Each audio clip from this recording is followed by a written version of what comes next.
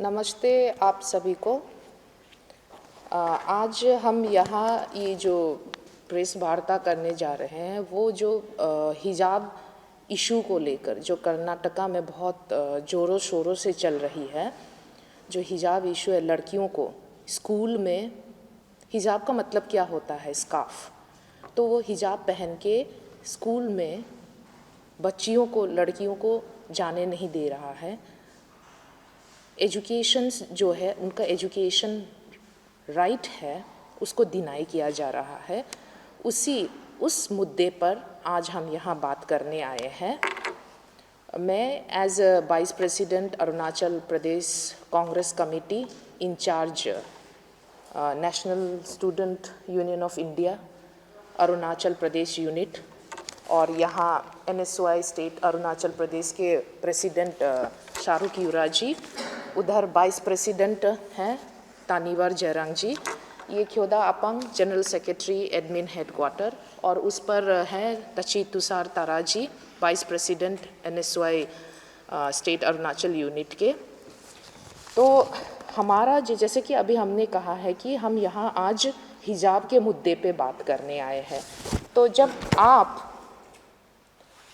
हिजाब को लेकर इतना कंट्रोवर्सी चल रहा है इस पूरे देश में, तो सबसे पहले आप मीडिया के थ्रू में हमारे जो है कम से कम हमारे अरुणाचल प्रदेश के जनता को अवेयर कराना चाहती हूँ कि there is a difference between हिजाब, बुर्खा और नकाब।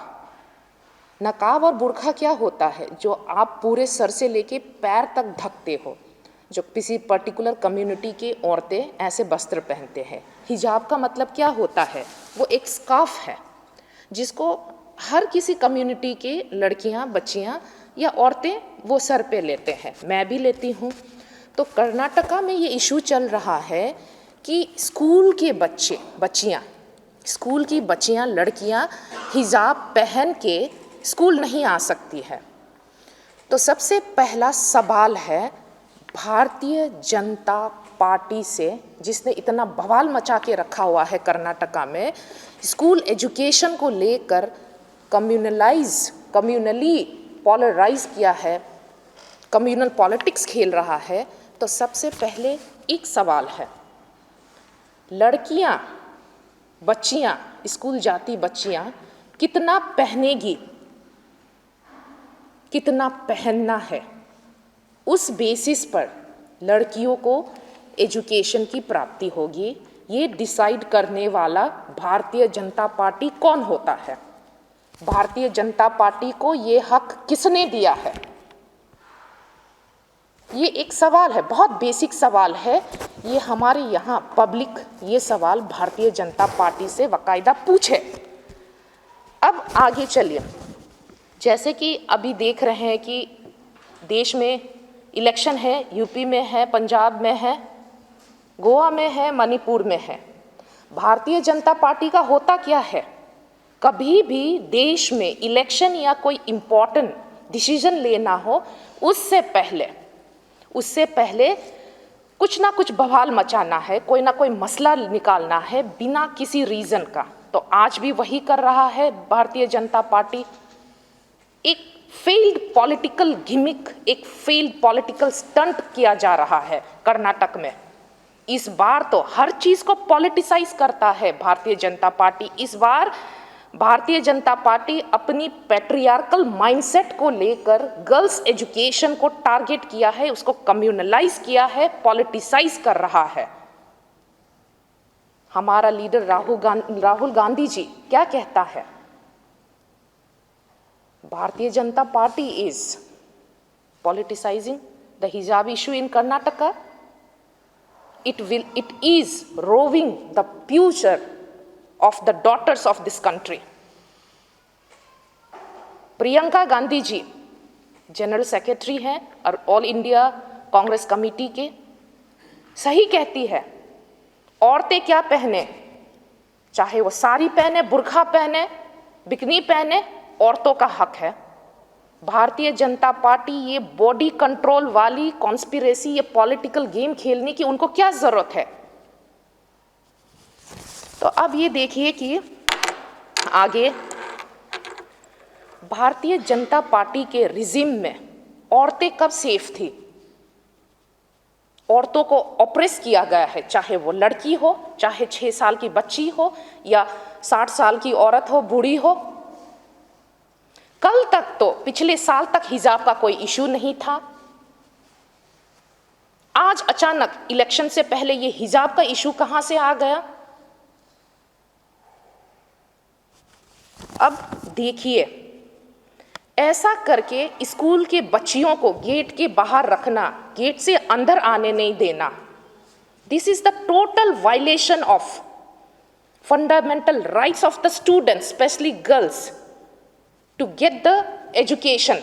जो एजुकेशन राइट्स है उसका टोटल वायलेशन है। अब ये सोचिए, बीजेपी किस चीज का पॉलिटिसाइज नहीं करता है। आज लड़कियों का एजुकेशन को पॉलिटिसाइज कर रहा है, कम्युनल कलर दे रहा है। आप सोचिए, आज मैं इस डेस्क पे बैठ के मीडिया कैमरा के सामने जितने भी अवाम है अरुणाचल प्रदेश के, मेरी आवाज पहुंच रही होगी।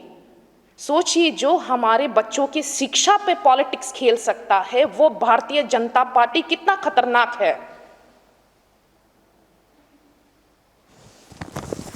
अब आगे देखिए कि स्कूल में बच्चे पढ़ने जाते हैं। Education is learning process. बच्चे उससे सीखते हैं ताकि बड़े होकर वो बच्चा एक रिस्पॉन्सिबल सिटीजन बने। लेकिन भारतीय जनता पार्टी उस लर्निंग प्रोसेस को रेजिमेंटलाइज कर रहा है, कम्युनलाइज कर रहा है। क्या बच्चे को वार्ड पे भेजेंगे या फिर एक अच्छा सिटीजन बनाएंगे? अब आगे देखिए कि सबसे पहले भारतीय जनता पार्टी वाली सरकार क्या कहती है।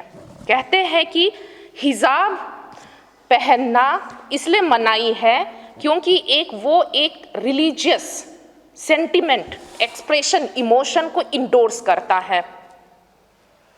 उससे स्कूल के वातावरण में, माहौल में इनइक्वालिटी पैदा हो सकती है, पब्लिक ऑर्डर खराब हो सकता है, डिस्टरबेंस हो सकता है, डिस्क्रिमिनेशन पैदा हो सकता है। तो ये बता दे कि भारतीय जनता पार्टी को याद दिला दे कि भारत एक ऐसा देश है जिसमें हमारे पूर्वी भारत में कई स्कूल ऐसा है जहां साड़ियां स्कूल ड्रेस है, मेखला चादर है। लोग स्कूल में लड़कियां बिंदी लगा के आते हैं। अगर आप नॉर्थ इंडिया में जाएंगे तो वहां स्कूल बच्चे टर्बन पहनते हैं, स्कार्फ तक लगाते हैं। यहां तक कि अगर आप कानून के मुताबिक जाएंगे तो वहां जो रिलीजियस, जैसा भारतीय जनता पार्टी वाले कह रहे हैं कि जो रिलीजियस सेंटिमेंट और इमोशंस एक्सप्रेशन को इंडोर्स करता है, वैसा चीज़ नहीं होना चाहिए। तो स्कूल में बच्चे अपने फेथ, अपने विश्वास के, अपने धर्म के हिसाब से रिलीजियस पेंडेंट पहन के जाते हैं। हाथों में कई प्रकार के धागा बांध के जाते हैं, कई प्रकार के लाल होते हैं, पीला होता है, सफ़ेद होता है। वह चीज़ में रोक क्यों नहीं है? आप हिजाब को लेके ही राजनीति क्यों खेल रहे हैं? अब दूसरी बात यह है कि भारतीय जनता पार्टी वाली सरकार जो है, article 28 of constitution of India का धौंस दे रहा है कि कहता है कि religious education can not be imparted in government funded school. अच्छा, इसलिए हिजाब जो है, जो कि एक रिलीजियस जो विश्वास का प्रतीक है, इसलिए वो मनाही है, नहीं पहनना है, वो स्कार्फ नहीं पहनना है। तो अब ये बता दीजिए, मैंने तो पढ़ा है क्लास 6ठी 7वीं में, महाभारत की किताबें पढ़ी है, रामायण की किताबें पढ़ी है, गर्व से पढ़ी है मैंने, क्योंकि ये इंडिया के हिस्ट्री को भी दर्शाता है।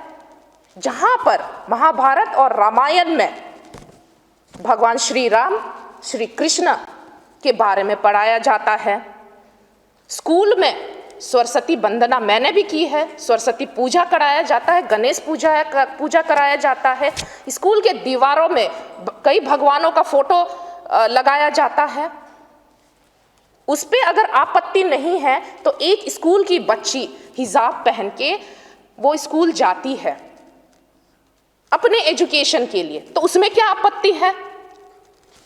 अब तीसरी बात यह है कि भारतीय जनता पार्टी वाली सरकार का कहना है कि ड्रेस कोड है इसलिए होता है और सबको मानना पड़ेगा, अवश्य है, अवश्य मानना पड़ेगा, उसमें कोई गुंजाइश नहीं है।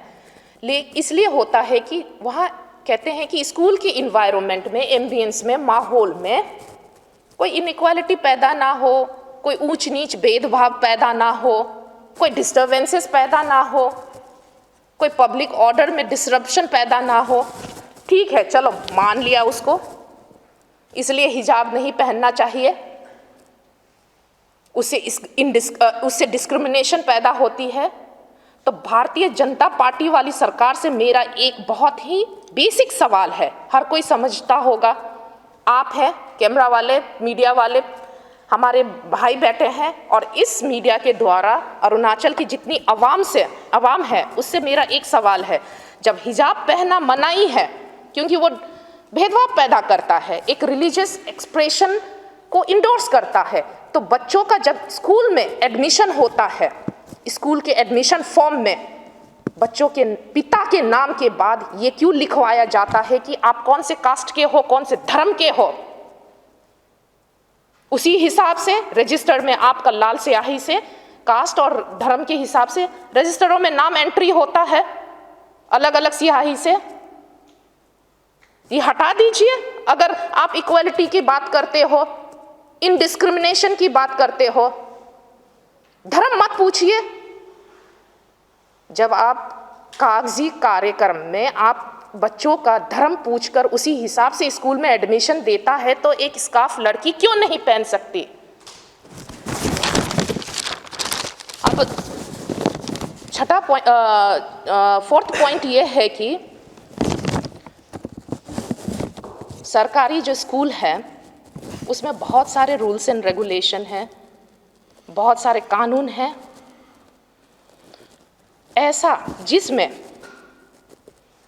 कम से कम आप ये बताइए कि देखिए पूरे भारत में आपका 84 million people are living under extreme poverty, और उसमें एजुकेशन नॉट एजुकेशन, जो इलिटरेसी रेट है औरतों का पूरे भारत में आपका 46% है। फीमेल और मेल लिटरेसी के बीच में 22% का गैप है, और जैसा कि मैंने कहा है 84 million people are living under extreme poverty.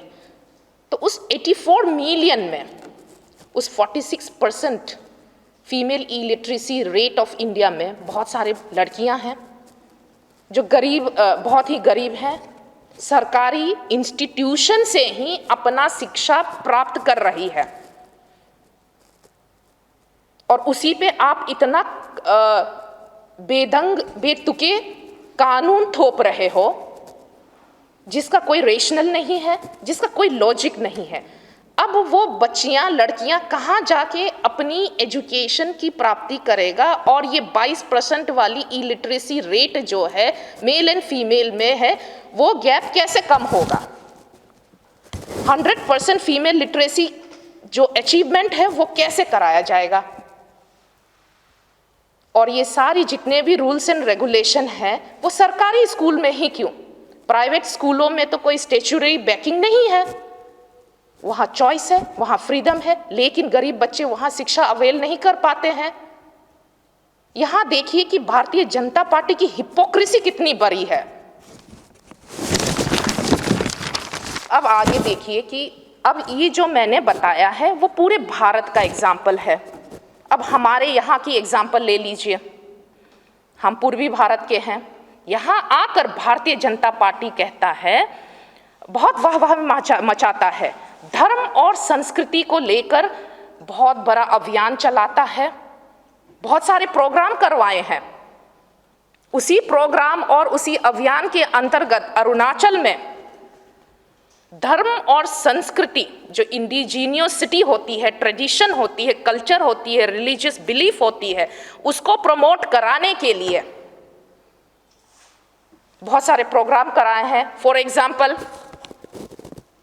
ये लागू हुआ है कि सुनने में आया है कि हर मंडे हर इंस्टीट्यूशन में, चाहे वो स्कूल के बच्चे हो, चाहे वो सरकारी ऑफिस के हो, चाहे या प्राइवेट पब्लिक जो भी स्टैब्लिशमेंट हो, वहाँ आपका लोकल ट्रेडिशनल ड्रेस पहना जाएगा।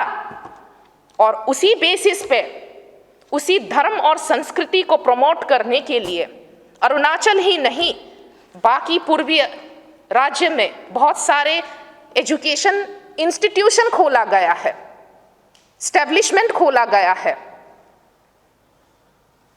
बच्चों को वहाँ अपने ट्रेडिशन और धर्म के हिसाब से ज्ञान दिया जाता है। तो यही why the same expression and the sentiment is not expressed by the Bharatiya Janata party in South। Karnataka में क्यों नहीं है? वहाँ हिजाब को लेकर इलेक्शन से पहले क्यों बवाल मचा रहा है भारतीय जनता पार्टी? यहाँ देखिए भारतीय जनता पार्टी की हिपोक्रेसी जो कितनी बढ़ती जा रही है।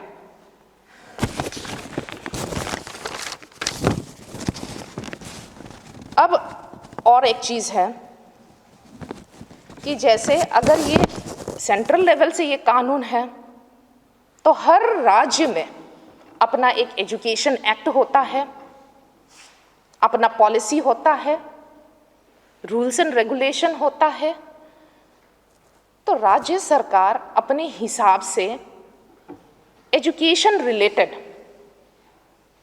शिक्षा से रिलेटेड पॉलिसी एंड प्रोग्राम को रिव्यू या अमेंड किया जा सकता है in favour of people, in the interest of public. ये सारे ऑप्शंस हैं, उस पे तो जोर शोर दिया नहीं जा रहा है।